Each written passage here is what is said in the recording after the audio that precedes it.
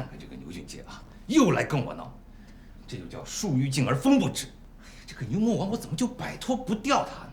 哎，老罗，我现在已经不是荆州能源的董事长了，我是荆州中福的董事长，他还找我吵？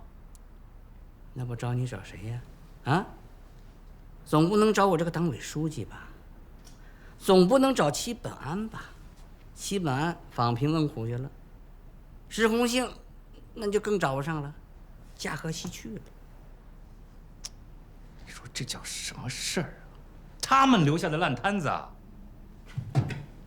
别这么说啊，领导都批评了，摊子烂，你我也是有点小责任的。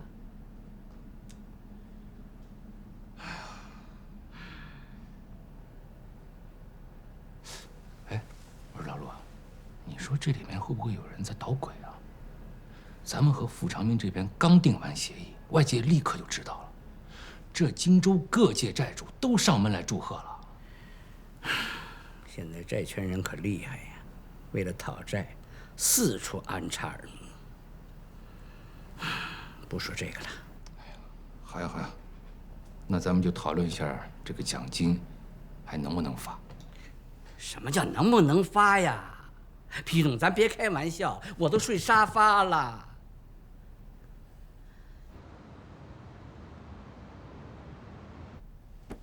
老陆啊，不当家不知柴米贵。是啊，不养儿还不知道父母恩呢。这样，为了保证你不再睡沙发，咱们就40万吧，好吗？皮总，你真有气魄呀！从100万降到40万，而且这40万不能说是奖金，只能说是借支，算你老陆借的。那我借支你不借支？要借支咱们多借点，每人100万。哎呀，陆建设同志，挪用公款那是要犯错误的，作为领导必须要以身作则。我就不借了，哎，就让你一个人借行吗？你就知足吧。是我知足，你皮总不差钱，有那么多房子，还有大别墅。哎，老陆，怎么说话的？咱们是同志加兄弟。是，这睡沙发没休息好吗？哎，你别当真。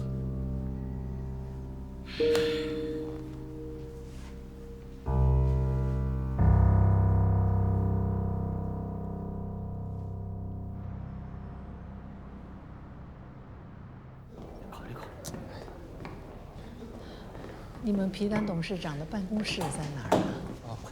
那你看那儿，怎么了？走到头之后右边，门上写着牌子，董事长在哪？来，赶紧走。让领导推一撞。什么都别说了，赶紧去你办公室。谢谢啊。哎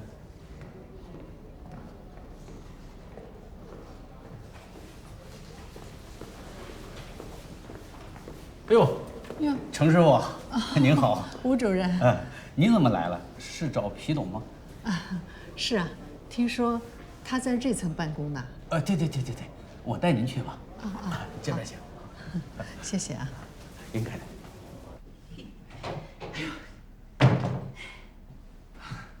哎，老陆啊，咱们关起门来把话说清楚啊。好，这个荆州中福的董事长可不是我要当的啊。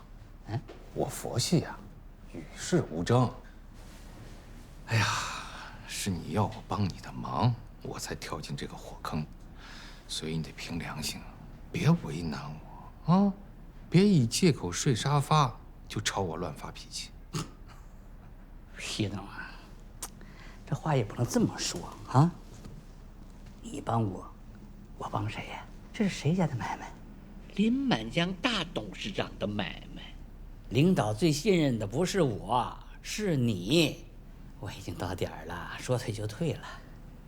这么好的一个大铺子，以后都是你的啦。哎呀，老陆，你看你又瞎说了，这都是人民的财产，不是哪个人的。对，你没糊涂。那干嘛对我那么抠啊？啊？50万，成吗？哎呀，我说老陆，你这个人成。行，50万就50万。我给你打几条去。好，你打，我给你批啊。皮董，皮董，哎，奇了怪了，我下午的时候还跟皮董汇报工作呢，就刚才啊，我还听见他跟陆书记在里边谈话。他能去哪儿呢？您别着急，我打个电话问一下啊。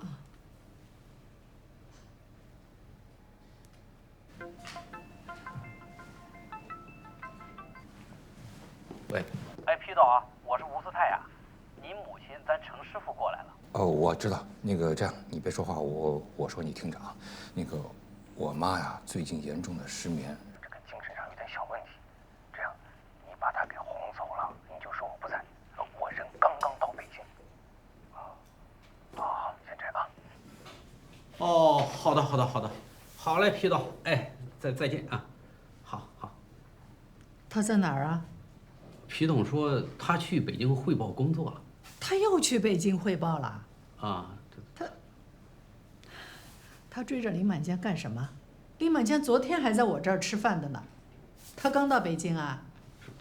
领导的事儿，我哪敢多问呢？您说是吧？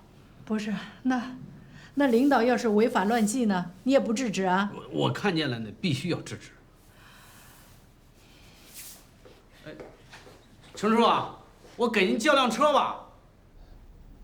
你家老娘什么情况啊？感觉好像是兴师问罪呀。没有那个婆媳矛盾嘛。我妈那个人啊，脾气大，你又不是不知道。哎呀，真的是愁死我了啊！要说，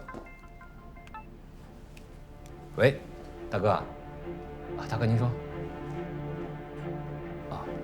好，我明白。再见，大哥。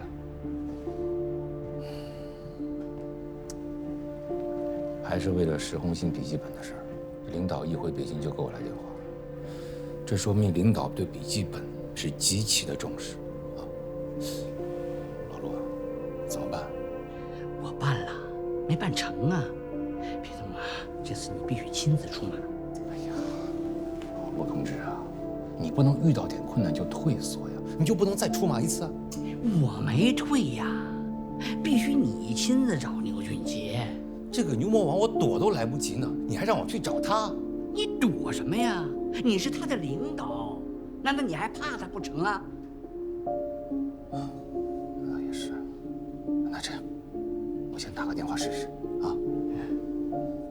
你是他的领导，你看，到点儿了，该下班了。这，算了，这事儿啊，回头再说。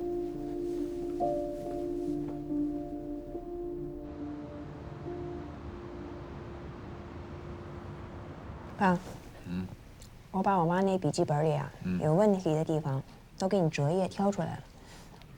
回头你跟齐本啊再好好研究一下，好多违规违纪的事情，我妈都记下来了。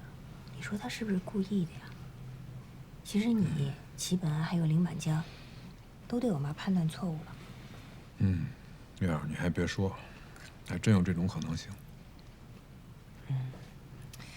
你们都觉得我妈蠢，但她其实做了件最聪明的事情。你妈虽说是崇拜林满江，虚荣心强好面子，但她其实胆子小。所以她把林满江这些违规违纪的事儿都记下来呢，也正常。你说她这是聪明？要我说啊，也许是一种本能的自我保护。倒也是。闺女，你现在出息了，都当上报社副总编了。要是你妈还在，该多好。哎，不说了啊，这说了又伤心，你干嘛呀？哎，是，说了伤心。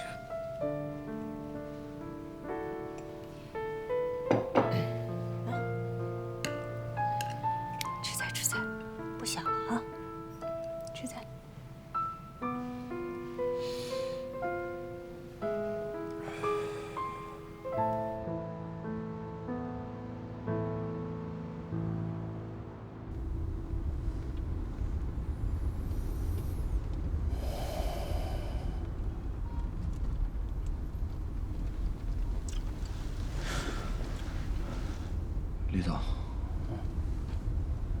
我觉得这下麻烦大了。咱们天使公司不会被人家告垮吧？我看不会吧。他在监狱告，能告过啥？还非法拘禁？他一个在押犯，政府呢已经把他依法拘禁了。我就算是非法，飞的也不算太大。再说，是因为他美丽集团非法集资，欠债不还。以后这种事情还是别再叫上我了。我之前有喝汤的前科，我现在有点担心我自己。你不是说你那是冤案吗？范建辉不是帮你证实了吗？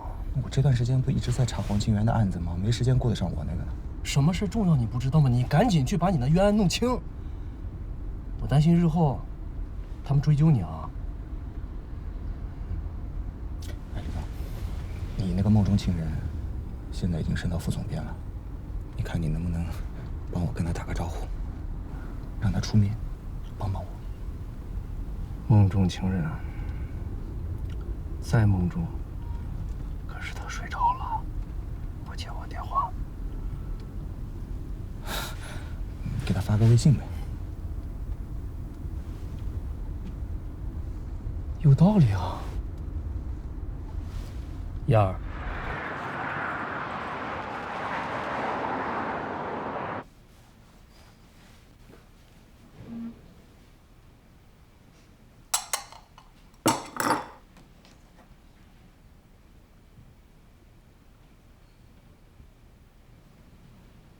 燕儿，还是秦小冲的事儿啊，你得帮忙啊！毕竟秦小冲是你们荆州时报出来的，现在又是我们的副总经理了，咱们双方单位组织得帮他平反昭雪啊！我知道了，明年我再去公安找找王大爷吧。但你告诉秦小冲啊，要真想翻案，让他去找法院、找检察院。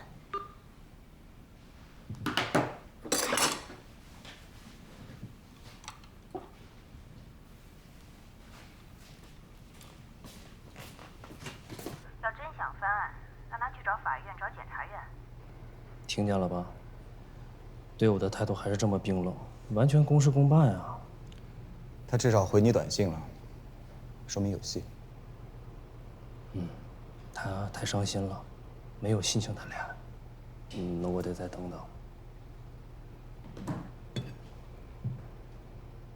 李总，2个月处下来了，我觉得你根本就不是什么坏人。世上哪有那么多坏人？大家都是凡人。有些人呢，是被生活所迫，干上了坏事，甚至就是犯罪；有些人呢，被欲望左右，做错了事。我就是一个例子啊，为了10万块钱出卖爱情，后悔都来不及啊。所以说，你不仅不是什么黑社会，反而你是个好人。秦小冲，你也是个好人。我不相信你会敲诈勒索。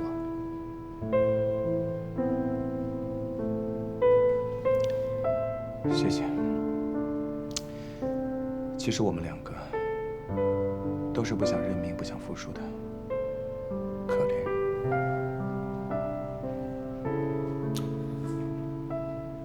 加个蛋吧。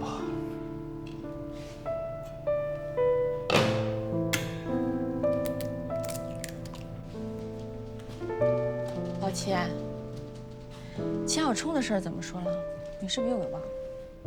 别忘了，我问过牛俊杰了。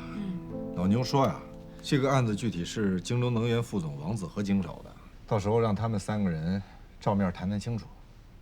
那就好。秦小冲是个好记者，将来回到咱们报社，还是有用武之地的，可以继续做深度报道。但是前提是，不能有任何犯罪前科。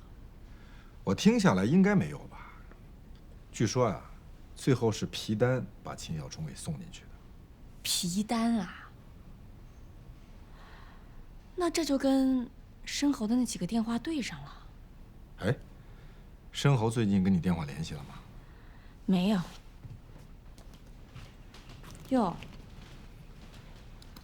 哎呦，我说齐本安，你现在都成了林满江的研究专家了。你把这张图放大给我看看。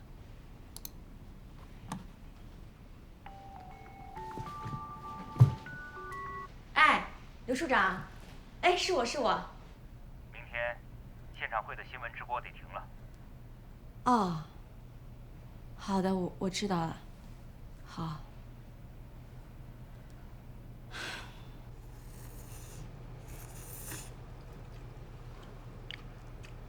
李总，我可能要离开天使。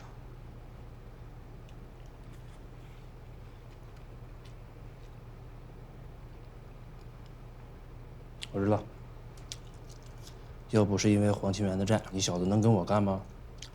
你骨子里啊，瞧不起我们这份讨债鬼的事业。你别伤心啊。我不伤心，人各有志，不可相强。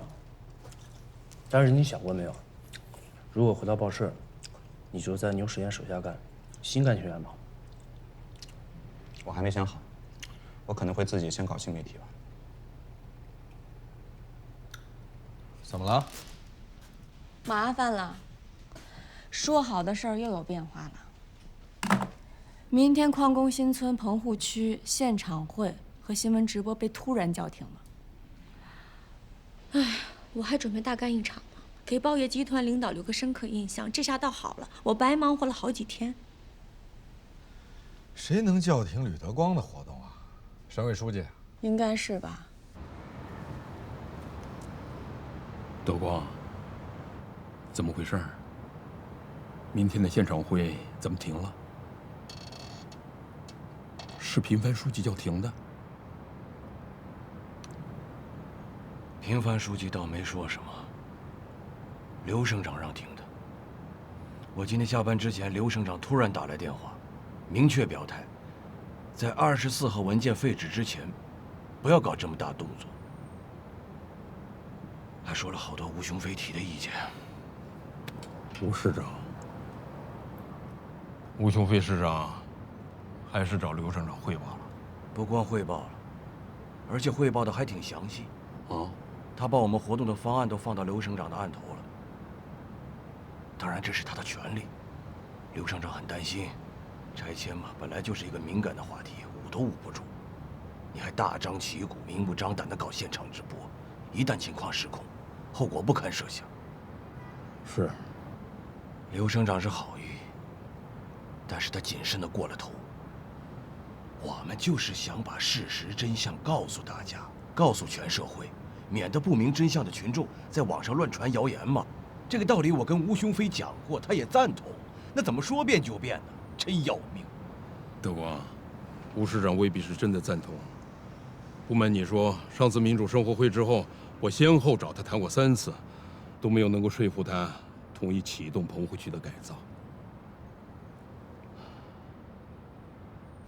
钱荣成提出以置换债务的方式还债，这引起了我一个很好的构思战略。你看啊，中国过去有钱庄，那我们能不能搞个债庄？有点意思啊。有钱存钱庄，有债存债庄。太聪明了，我就是这个意思啊。本来我是想从实际出发，搞个现场会啊，让大家跟我们一起去看一看棚户区的糟糕情况，是不是迫切需要改造，让社会各界都发表意见，然后水到渠成，废止24号文件。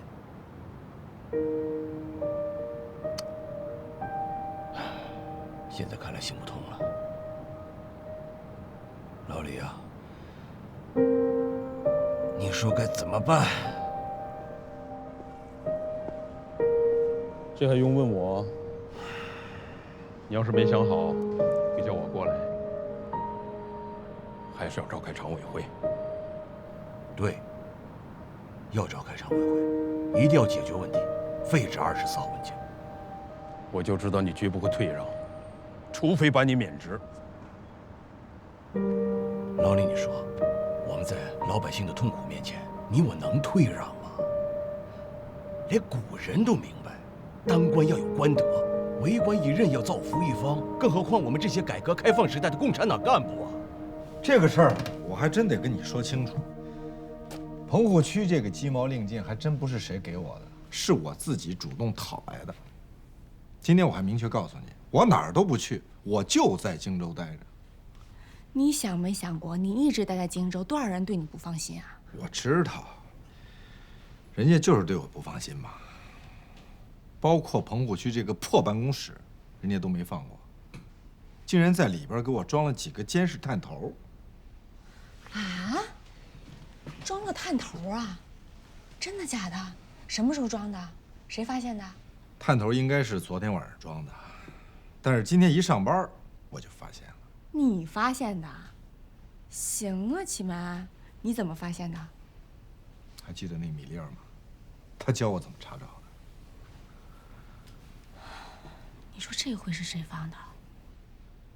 林满江、陆建设，还是皮丹？都有可能啊，也许是傅长明呢，但是我不害怕，看谁笑到最后。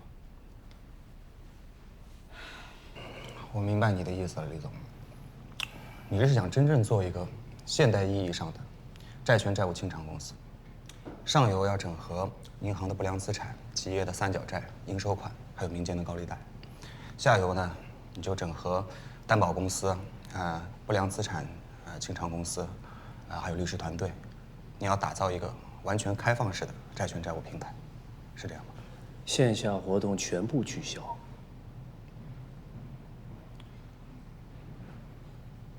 如果是这样的话，我觉得我还能再陪你走上一程。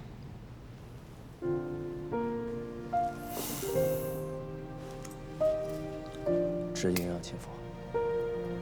干部干部，什么意思啊？干字当头啊！你心里要一直装着老百姓，你要想干、愿干、积极干、能干、会干、善于干。这首要的就是积极性，你没有积极性，别的一切都是免谈。大王，我赞成你的意见。尽快召开常委会，废止24号文件，启动棚户区的改造。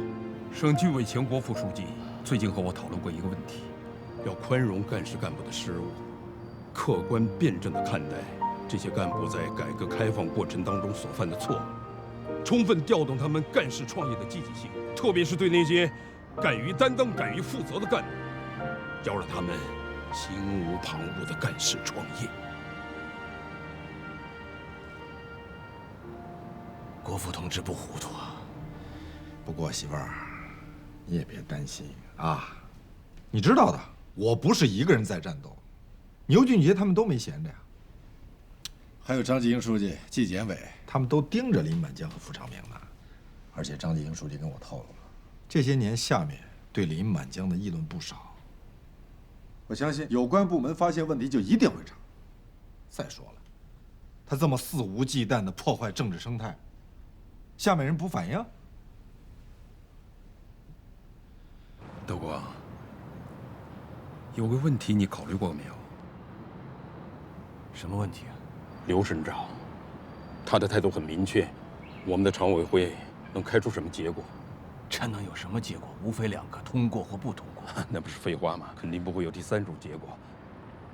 我是担心通不过，很有这个可能。我告诉你，现在就有很多人很犹豫。像政府口的两个副市长，现在刘省长一表态，他们更有理由了。前几天甄子清跟我说过，他算了一下票数，估计通过很悬呢。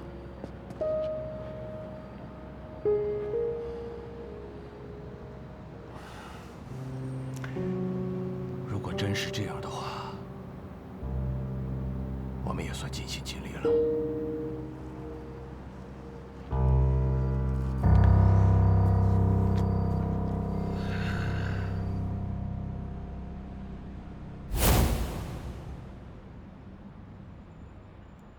我听说你今天打电话给钱荣成了。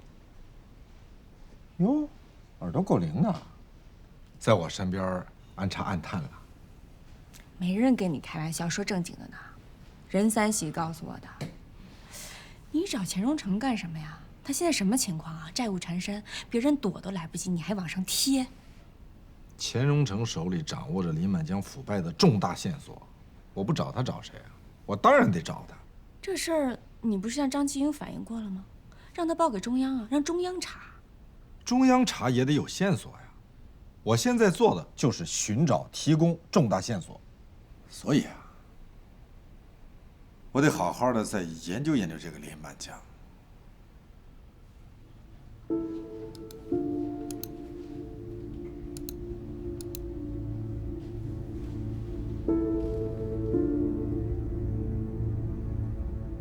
下面播报北京新华广播电台消息：中国共产党第7届中央委员会第2次会议于1949年3月5日至13日在西柏坡举行。毛泽东、刘少奇、周恩来、朱德、人民15人主席团主持了会议。会议指出，经过辽沈、平津和淮海3大战役以后，敌我力量发生了根本性的变化。毛泽东在报告中指出，要加强党的思想建设，警惕居功自傲和资产阶级思想的腐蚀。因为胜利，人民感谢我们，资产阶级也会出来捧场。敌人的武力是不能征服我们的，资产阶级的捧场则可能征服我们队伍中的意志薄弱者，夺取全国的胜利。这只是万里长征走完的第1步。中国的革命是伟大的，但革命以后的路程更长。各位同事，各位股东，大家都到齐了，我们现在开始开会啊。这次股东会议呢，我们是提前召开了。为什么提前召开呢？是因为全中国即将解放，新中国即将诞生了。我们福记、上海和香港2公司的同事啊，已经协助我们的党组织把一批批的民主人士送到了解放区，转赴北平。新的人民政协会议即将召开了。下面呢，我们就有请我们的赵主任给我们说几句，传达一下党组织的指示。同志们，刚才朱长平同志把情况给大家通报了一下，我只说一件事情：咱们福记公司是在10几年前白色恐怖当中诞生的，10几年来，为了夺取今天的胜利，你们做出了重大贡献。但是今天，他的历史使命结束了，党决定把公司还给大家。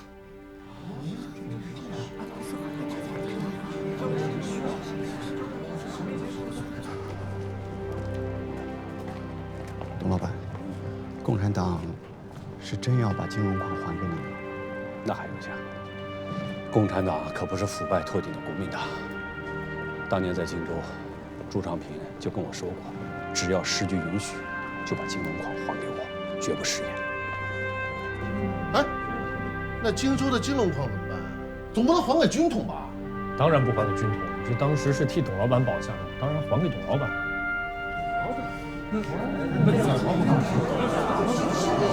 大家静下，静下，静下。有些情况啊，我需要跟大家做个说明。党在西北坡会上有个决定，在未来新中国的建设中，不搞党营工商业，只搞国营工商业，所以党营公司必须退股。这是党中央的决定啊，我们任何人无权更改。昌平同志，你们具体执行吧。那好的，赵主任，各地的股东也都到齐了，会计正在结算。好。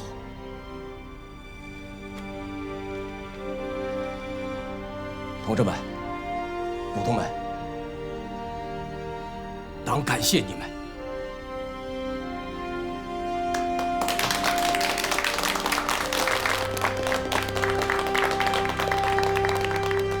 抗战胜利后，全国老百姓对当时的国民政府、对蒋委员长寄予了多大的希望。可胜利却害死了国民党，一场对沦陷区的大接收，让人们一下子就看清了他们贪婪无耻的面目。可不是嘛，连金龙矿都被他们霸占了。多亏了李乔治啊，多亏了共产党啊！我现在知道了，李乔治的少将残衣是共产党花钱帮他买的。李乔治那是共产党的人，共产党厉害。哦，董老板，到了。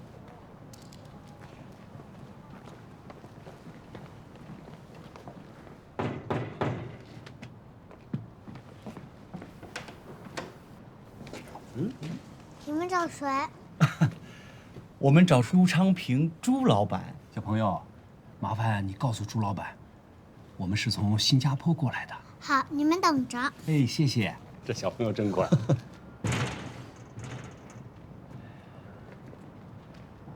赵主任，新中国不是要建立国营工商业吗？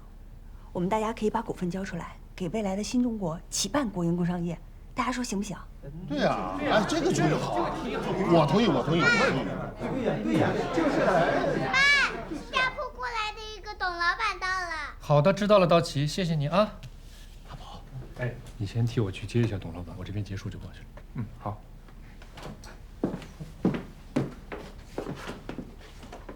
我接着说啊，我觉得我们共产党人的理想呢是实现共产主义。现在新中国已经成立了，我们走在通向共产主义的光明大道上，还要股权私产干什么？如果我们个人想发财，谁还会加入共产党，冒着风险干革命呢？对，是。大家稍微安静一下啊，安静一下。赵主任，你看这样行吗？我们党员股东把股份上交当做特殊党费，可不可以？哎，昌平，要我说就不要分什么党员群众了，要交一起交，反正都是交给未来的新中国。哎，你对不啦？是党员，交什么党费啊？为什么说这么交换了？你说对不对？董老板，真谢礼，这边请啊。都进入新中国，请坐啊。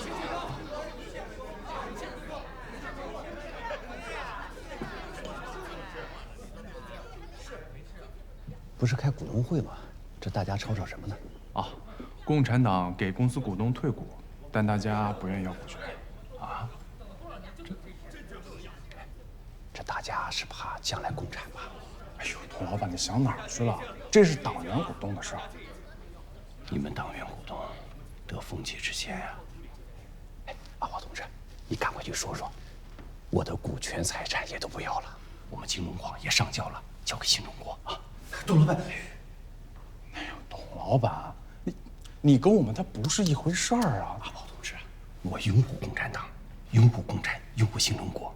再说了，如果没有你们共产党，金龙矿不是也被军统合走了吗？不是吗？哎，你赶快去帮我说说吧。啊，去吧去吧。那你们先坐。好。坐吧。这事麻烦了，你们吓得人家董老板不敢要金龙矿了。现在不光是董老板，还有李乔治呢。他为了上交股份，现在要入党了。这就是问题啊！所以这件事情必须要慎重。李乔治、董万军的产权和股权，我们不能收。一旦收了，就会给敌人留下攻击的把柄。团结民族资产阶级是我们当前的政策。至于特殊党费，是限我们党员，而且还要自愿。赵主任，这些我都明白，但是你看李乔治他现在入党的事儿，我们能不能？他这个时候入党啊，不太合适。你想想，李乔治入了党，他的股权上交，这不是变相破坏党的政策吗？这事说起来啊，还怪你啊！你跟李乔治共事10几年。为什么不早点发展他呀？哎，他那个时候不够一个党员的标准嘛，就是一大财迷。财迷不财迷的，这可是一个了不起的进步啊！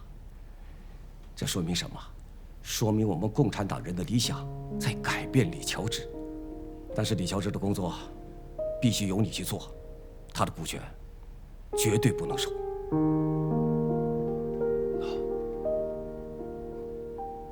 董老板。没有共产这回事儿。哦，共产党要建立新民主主义中国，要着手各项建设事业，要把恢复和发展城市中的生产作为首要任务。荆州现在已经解放了，我们把金龙矿还给你们，由你们恢复生产，好好的发展下去，是我党的政策和方针。你让开！啊，朱昌明，我警告你，让开，不要拦住我啊！我现在就去坐船，我回荆州。慢点，我不干了！你给我，我不给！你给我，我就不给！你看看，干什么呀？这是！你耐心听我说啊，这事儿啊，它不是我能做主的。赵主任说了，你跟董老板的股权绝对是不能收的，特殊党费只限于党员同志。朱长平，我和你一起做事情17年嘞，我是老早就把自己当做和你们是一样的人，可我今天才晓得，连那钱安保都算老党员，我不是，我的贡献没有钱安保大啊。哦，我晓得了，你们一定是嫌弃我穿过国民党那身皮，可是你不要忘了，当初让我加入国军是你们安排的，太不公平了。是。首先呢，没人瞧不起你。其次啊，我跟你说，入党这事儿跟你贡献大小一点关系都没有。入党是政治信仰，你现在入党不合适，入了党上交了股权，这等于变相的破坏了党的政策。乔治啊，新中国它就在眼前了，你有做生意的才能，你好好做生意嘛，是不是？我那算是什么才能？不过是搞腐败。搞腐败，你说到点儿上了。你是搞腐败的一把好手，国民党反动派今天的垮台，有你大大的贡献。哼，就你会讲，你的贡献也不小啊。嗯，我才想起来，当初花钱给我买国军少将的主意，就是你出的。是我吗？还记得呢。消消气儿，消消气儿啊。老奸巨猾。1945年，你在荆州交给李乔治的文契都在这儿了，您保管好。荆州现在已经解放了，上海前2天也解放了。你们回去抓紧恢复生产，恢复向上海以及江南各大城市的煤炭供应。有问题就去找军管会，他会像我们夫妻公司一样帮助你们的。哦，谢老板。不是说你们搞共产主义吗？这真的不供我们的产了？您不用想那么多了，抓紧恢复生产。也行。哎，如果哪天想共产，想收回金龙矿，你们随便。好，谢谢。谢老板，非常感谢。那我们告辞了。昌平啊，我李乔治前半辈子只为了2个字活着：发财。抗战刚刚开始的时候，我是赚了好多钱，可是我活得并不开心。直到我遇见了你，英子，你们这群共产党人，我打心底里佩服你们。我觉得你们活得比我更有尊严，有信仰。对了，还有那个刘碧晨，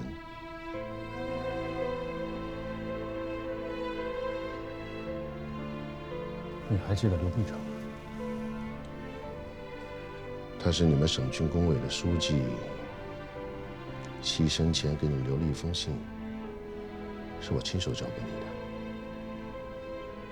信上说：“永别了，同志们，感谢党组织的营救。让荆州党组织付出这么大的代价，我深感不安，死难瞑目。我会睁大眼睛看着你们，亲爱的同志们，我会看着你们前赴后继，顽强奋斗，创造一个属于我们4万5千万中国人民崭新的中国。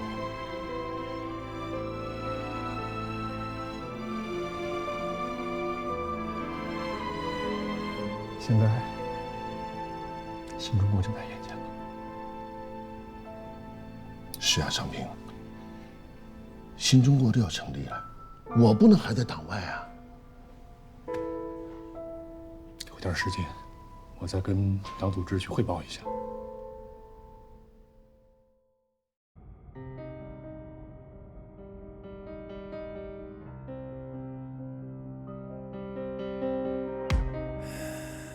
无所谓孤独，无所谓因素，唱歌当痛苦。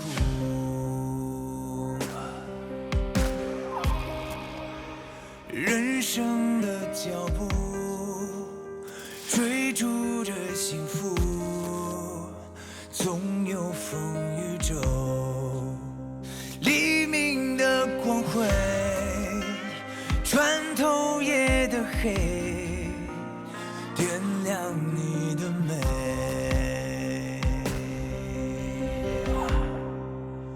谁搬就搬退，流星的不睡，生命的机会。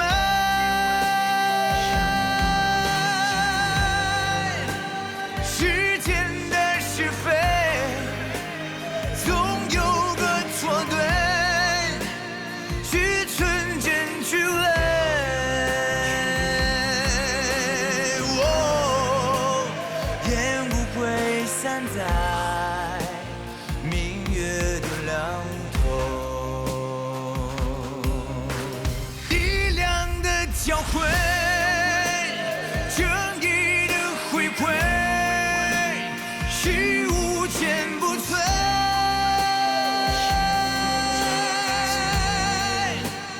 的人心相随，问死心无愧，最难能可贵。